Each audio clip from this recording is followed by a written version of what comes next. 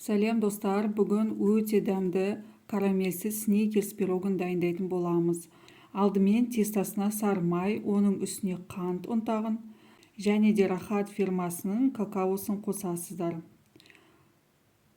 Қамыр қопсытқыш, яғни разрыхлитель қосасыздар және де електен өткізілген ұнымызды қосамыз.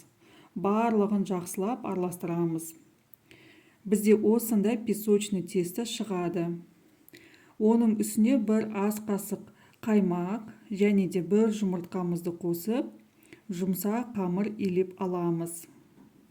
Иленген қамырымызды 15 минутқа холодильникке қоямыз. Енді начинкасын дайындаймыз. Ол үшін творожный сыр, творог, қаймақ, кукурузный крахмал, қант және жұмыртқа қосамыз. Және де барлығын блендермен араластырып аламыз. Осындай бір келкі масса дайын болды бізде.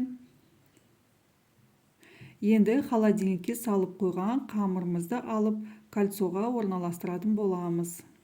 Тестаны орналастырып бортиктарын шығарып аламыз. Енді бетіне начинкасын құямыз. Қызып тұрған пешке 30-35 минуттың көлемінде пісіріп аламыз. Суығаннан кейін бетіне глазурын дайындайтын боламыз. Ол үшін Қазақстан шоколадты микроволновкаға немесе водяной баняда ертіп аласыздар.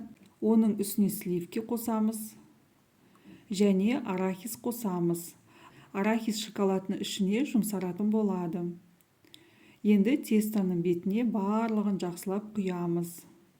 Құйғаннан кейін холодильникке 20-30 минутке шоколад қатқанша қойып қоямыз.